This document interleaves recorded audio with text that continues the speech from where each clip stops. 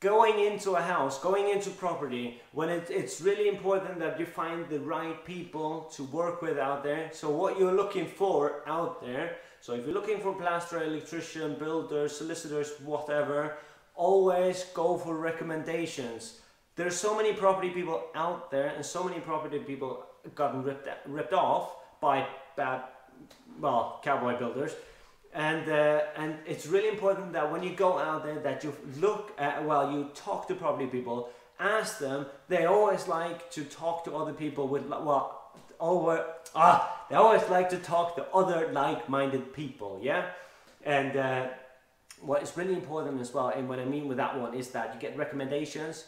So when you talk to other property people, ask them, do you know a good builder, do you know a plasterer? I know it's really hard to find good plasterers at the moment, but ask them for recommendations. Who do you recommend? Who have you used before? So when they recommend a name, do you know the person? Have you used them before? Another great tip Kevin McDonald gave me is that when you go past the house and you can see that the skip is outside, or you can usually see if they've done some refurb to the house, go knock on the door. Don't be shy, knock on the door. Just say, hi, I'm sorry to bother you. I see I see the skip outside. Have you done a refurb? I'm looking for a builder myself. And they can say, I've done it myself. They can say, my brother did it. They can say whatever, but they won't hate you. It's really, really rare that someone will scream at your face just for doing that. Probably they see a person looking for help and they can tell you, this is the builder I used. And then you ask, can I have a look at the job? If you want to be a bit cheeky, you can come inside and look at the job, but they might not say yes to that.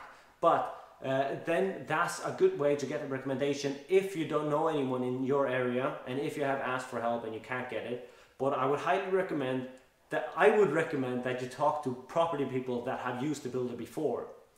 Okay, and let's go to what we did. So what happened in our case is, the builder we used, guess where we found him? So my business partner went into a shop and came to talk to a guy, a builder, and and she said that this is the guy to go with, and so the builder guy says, they talk a little bit, and the builder guy says, I can come and have a look at the job right now. I can show you pictures of work I've done before, and I can start tomorrow. I would say massive red flags, because there's no recommendation. You have no idea what the guy is, who the guy is, or what, or where, or you have no idea. So that I would say that's a red flag. He can start tomorrow. That is usually a really major red flag as well, because if someone says they can start tomorrow, it usually means that they have nothing to do, which means they're not busy at all, they don't have any work, so they can come straight away. So I wouldn't call that a good thing. Alright, and to make matters worse, I talked to the guy. My business partner really persisted on going with this guy, so I caved in and said, yeah, okay. I looked up his company is less than a year old, and the guy is driving in a van with a different builder's name on it. So a few more red flags, but that's bad. Back to contracts, contracts are really important. A word is not a man's bond anymore. A word is just a word. It doesn't mean anything in this day and age.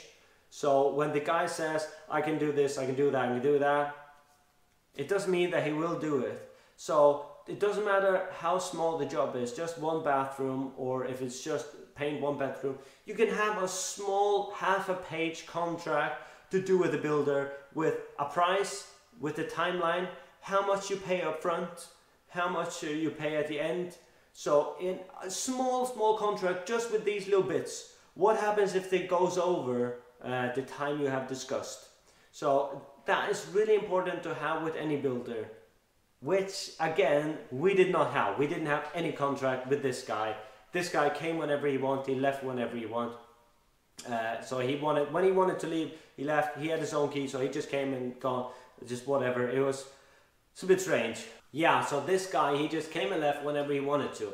I'm not saying that's bad, but I do say that it's important to have a contract so each party knows what each party is doing again. Another really important thing is when the guy comes to view the house and he takes on, so let's say you get a builder in, he values the work, he says the work is 15,000 and he says, well, he can start in 1 month's time, 4 weeks time, which is fairly realistic. But how long will his work take? If he tells you he can do a full kitchen, full bathroom, flooring and all sorts in 1 week, that is not realistic. That's not a realistic timeline. So you need to make sure that the builder gives you a realistic timeline that he can work with. So this builder said that he could finish everything in 1 week. And then we, because of all sorts of disagreements me and my JV partner had, we told this business partner, we told this builder to finish the whole house, and he said, give me an extra week, the whole thing will be done. 3 weeks later, it was not done. There are so many things they need to be doing. Setting up a kitchen, setting up a bathroom takes 4 or 5 days. That's what it takes to set up a kitchen. It doesn't mean that they can do a kitchen in 7 days. It means that it's fast to set up a cupboard, to drill the doors, it's fast. But it's all the tiny finishes touches. You need to paint everywhere, you need to cork everywhere, silicone everywhere. It needs to look really nice, and that takes forever to do that. So they have to factor that in, which is really important. And what you have probably, if you have been in property before, you have heard this before, always get 3 valuations. When the house came on the market, before it came on the market, I asked 3 estate agents to come over. Before I got the electrician in, alright, that's my fault.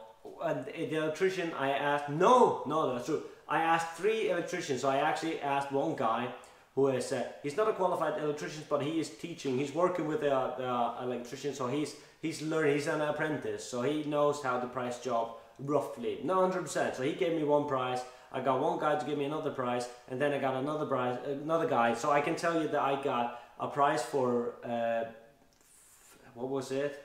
It was 580. We didn't need a lot of doing. One said 580. The other guy said, oh, it's already weeks ago. So this other guy said just around 1,000. The apprentice said just around 1,000. And then the other guy said 4,500. So then you think, maybe this guy's a bit too low, maybe this guy's a bit too high. What is average? And so I got an average price. The apprentice didn't come and do the job. He just wanted to. He needs more experience to price job, and he was fairly good. So we went with the other guy, 590 or something like that, and we changed a few things, and then the price came up a little bit. I can't remember the number right now. But anyways, when you go with someone else, anybody else, with a builder, always go, like our builder, if he says I can start tomorrow, but you have to say yes tonight, say no. Just say no, I won't do it. Get 3 builders in to get the work, to tell you what the price is, so you can go with the average one. Always do that. I would highly recommend you always do that. So what have we talked about? So we have talked about knowing who you work with, knowing the people that you work with is really important. I'm not talking about you need to know where, I'm not talking about you need to know the builder. I mean, you need to know the JV partner. Is it a 50-50, is it an angel investor, whatever. You need to know who you're working with. The right contracts, you need to have the right contracts in place, really important as well. When I say right contracts, you need to have the right contracts which state who does what, who's doing what in business. That is really important to have as well, so that you won't eliminate the future contracts. It doesn't matter if your sister, if it's your son, father, it doesn't matter. You need to have the contracts. It's just precautions in the future. You might never use them. You might say, let me clean the garden, let me hoover the house. It says that you do it, I'll do it anyway. But it's just to eliminate future issues. So that is a key thing. What was that, 3? And then we got 4. Then we got 4 would be, I didn't even number anything, but anyway, so we got 4, which is recommendations. Recommendations is key. You need recommendations. You need 3 different valuations. Always, you need a realistic timeline, a timeline that can work, that is realistic. So you ask the builders for a price and a timeline. then you'll know the average, what average timeline is, which is really important as well. So I would say the last one would probably be you make money going in, not coming out. And you also need to remember your network is your net worth. So the more people you know, the more skills you have. That is, I would say, the most important one. But you also need to remember that you need to invest smart, not with your heart. There are no feelings in business. You need to invest with formula, need a formula, do the numbers work, then you can go in. If you feel this is a house I could live in, don't go for it, because you're not gonna live there. It's a business house. It is something that is gonna make you money, it's gonna change your lifestyle. I'm gonna leave you with that. Perfect.